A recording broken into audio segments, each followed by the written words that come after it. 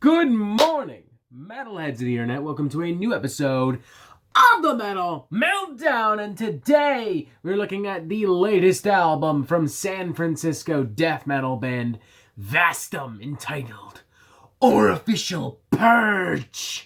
I'm not very familiar with Vastum, but I'm going to take a wild guess and say that they're pretty popular within the realm of underground death metal, because ever since this album's announcement, I have received non-stop requests to review it. It's even become one of the most highly requested albums on the Metal Meltdown, and I'm well aware that that sounds fucking insane, but I don't gain anything from lying to you, so trust me, I ain't lying to you. But the most persistent and convincing plea came from the one and only Tyson Tillotson, known on Instagram as Ty Tilly. I've said it before and I'll very likely say it again. I don't think I've ever spoken to anyone who knows more about the dark dwellings of underground extreme music more than this motherfucker. And if there is somehow someone out there who truly does know more, that person might need to get some fucking help. He is a true extreme metal connoisseur, and in the past, when he has sent albums my way, I have very closely paid attention. Take, for instance, last month's Crypt Sermons record, which I ended up loving, and now stands as one of my favorite doom metal releases of the year. Ty was so excited to see Vastum mentioned on the Metal Meltdown that he even sent me some promotional materials that only a select few have access to. Come to think of it, I may have even gotten him in a little bit of trouble for saying that, because, again, only a few people have access to it, and I was not initially one of them, so yikes. Sorry, buddy. With all that in mind, with all of this knowledge, with all of this hype, and with all of these literal resources at my disposal, I went into Orificial Purge pretty excited and pretty curious, too. I mean, I hadn't heard any of the promo singles coming out beforehand, and a lot of the reviews that I'd seen already had been insanely positive, including one written by our aforementioned extreme metal connoisseur Ty Tilly on the website Heaviest of Art. And I can definitely see why this is such a popular record, but I'm going to go out on a limb and say that maybe you guys are overhyping this a little bit and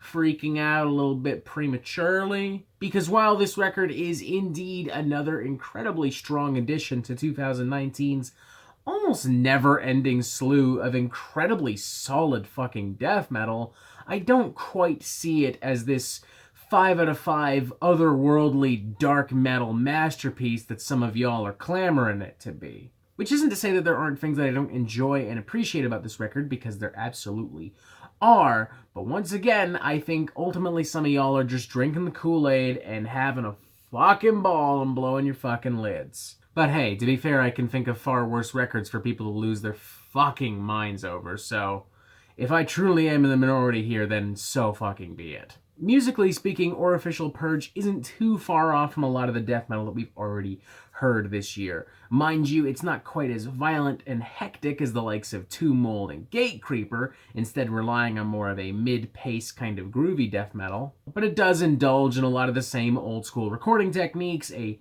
hyper-primitive, crusty underground death metal sound mix. It is aesthetically somewhat more avant-garde, and lyrically goes into some pretty progressive, poignant, and provocative territory, but again, musically speaking, you kinda already know what you're getting into right after the second track. The riffs aren't quite as sharp as I would personally enjoy, but they definitely do leave some impact. There's a nice layer of grime and crust around it all. The performances are pretty energetic and powerful. The dual vocal approach is also really effective. Granted, I have trouble separating two vocalists and really identifying one from the other, but together they create some pretty interesting and gloomy arrangements alongside the music, adding some much-needed character and depth to this. Tracks like Abscess Inside Us and His Sapphic Longing have a lot going on. They're multifaceted tracks with a lot of different patterns and arrangements, and they go through a lot of different phases throughout their run times. I would argue that all the songs on the record, including the two I just mentioned, do run a bit too long. However, that being said, the album still ends at a pretty good 35 minutes, so not exactly a deal breaker. And I will also say that musically, this album did lose me a little bit in the middle. I just didn't feel like musically there was as much going on here as I was led to believe that there would be. Where this album really succeeds is in its incredibly provocative and progressive lyrical concept and aesthetic. Vastum are not interested in Satan, they're not interested in war, they're not interested in gore, they're not interested in horror movies.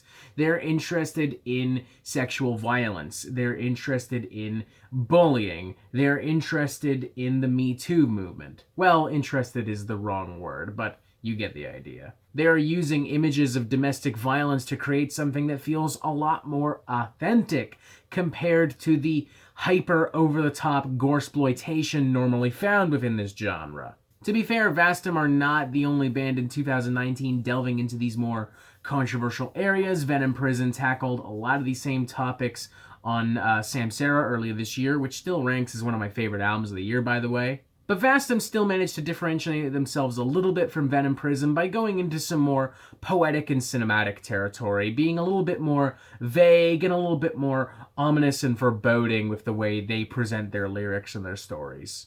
Take, for instance, a track like His Sapphic Longing, which paints an incredibly vivid and disturbing picture of an obviously sexually exploitive relationship between a child and his father, with lyrics that read, "Little phallus, age 4, grows up and learns well. From the killer he calls dad, gazes up into his eyes, sees the ruined fantasy. His sapphic longings trapped inside a rape tomb. His hard exterior thrust leaves a graveyard of wombs to heart, hymen, and sphincter." I gotta say though, the song that genuinely struck me personally would have been Eye on the Knife, Second Wound, for its delving into self-harm, suicide, and pure psychological trauma. With lyrics that read, "This wound is your life, knowing, cutting, sever your head. Now you sit on the knife, burning pleasure, unknowing death. You were trying to die, to kill the pain before. You knew there was pain. Existence without being." Vastum is not holding back lyrically on this at all. They are more than happy, or more appropriately confident enough to go into these hyper-personal and sensitive territories. I only wish it was paired with music that was just as creative and engaging, because I feel like then we would be on the cusp of something really incredible. As it stands though, I'm willing to give this a 3.5 out of 5. I was initially going to settle on a 3 because I just didn't think the music was ultimately that exciting, but the lyrics and the atmosphere and the vibe of this record does a lot to carry it through. And to be fair, the music itself is still really enjoyable. I mean, it won't blow your mind, particularly if you're aware of any of the bands that we've talked about so far in this review, but it does still provide some pretty steady, reliable death metal grooves and tunes.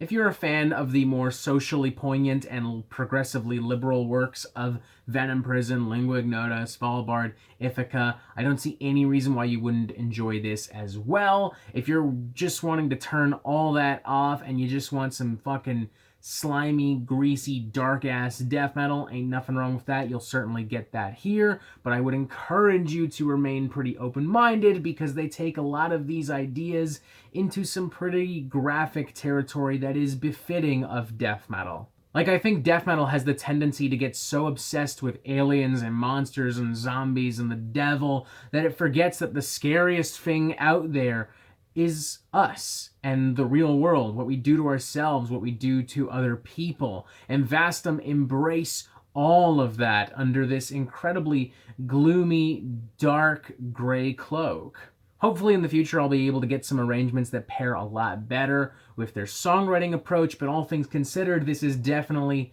a very unique and interesting listen, even if it isn't worth the masterpiece ratings that it has gotten across the board. Like I said before, feeling a 3.5 out of 5 on this. Maybe not the most enthusiastic one, all things considered, but a 3.5 out of 5 nonetheless. And that is it for the Metal Meltdown. I'm not an expert, nor do I claim to be, so what do you think? Do you like this record? Do you not like this record? And what do you want to hear from me next? And thank you for watching. Make sure you press subscribe so you get updates on the Metal Meltdown fucking immediately. And you have yourself a fantastic fucking day.